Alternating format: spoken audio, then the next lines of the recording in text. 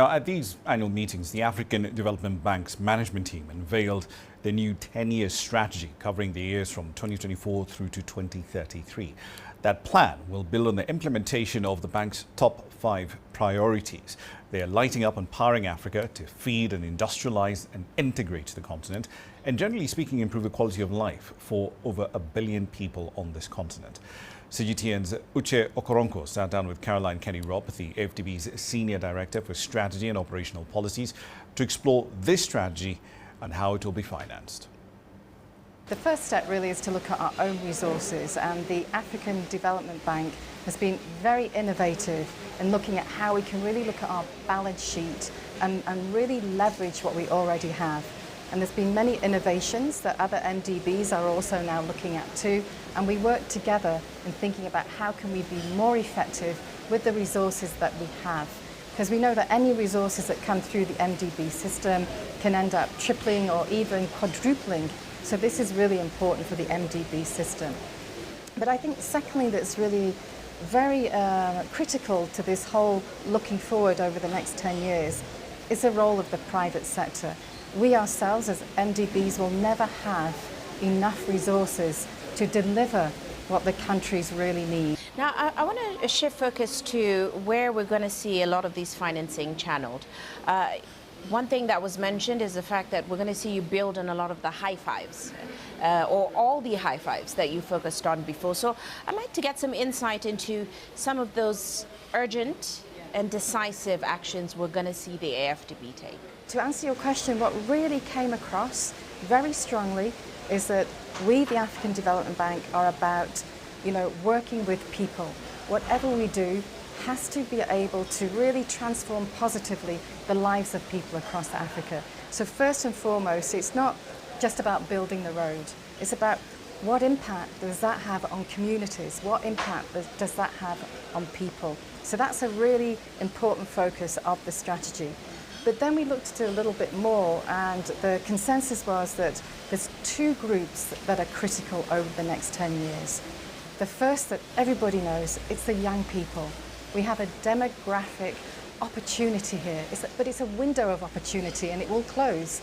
So we really need to think about how are we engaging young men and young women in all the operations that we do. And then the next really critical group is women, because they will drive also the transformation of Africa. So I think around our high fives, whatever we are delivering within that context must have a focus on young people and must have a focus on women. Now, one thing that has been a key theme at this year's meeting is reform.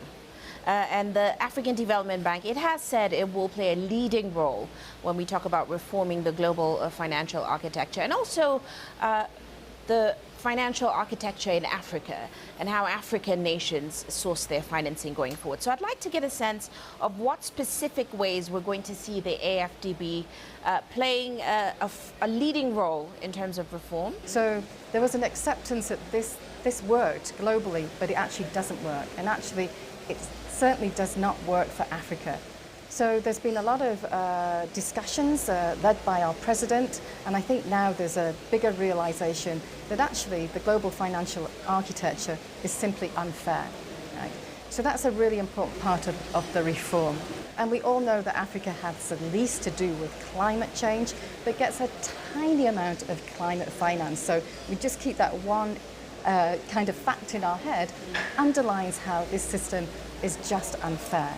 And then if you look at all the other reforms, and this is a really exciting space because we're working very closely, more so than ever before, with the other MDBs. How can we scale up? How can we be faster? How can we be more responsive? Because ultimately, as a bank, we want to be bigger, we want to be bolder, and we want to be more effective across our portfolios and the way in which we do business. Now, very quickly, it seems like at this year's meeting, reform, change, that's what's in the air. So when one asks you in the next 10 years, what is the AFDB strategy, would you say we're going to see major changes to how the AFDB has operated in the past? I think what's really important to appreciate is this sense of urgency, right? Globally. I mean, people are saying, our planet's on fire. I mean, that's how the G20 are framing this at the moment. African countries have huge opportunities and huge needs. So there will be a big transformation. There has to be a big transformation. And the African Development Bank already is kind of, in many areas, a little bit ahead, especially around, like I mentioned before, innovative financing. So I would say absolutely over the next 10 years you will see huge changes, because that's the only way to get progress within our own organisations and in our countries. We need huge transformation, we need huge change, and we need to work together.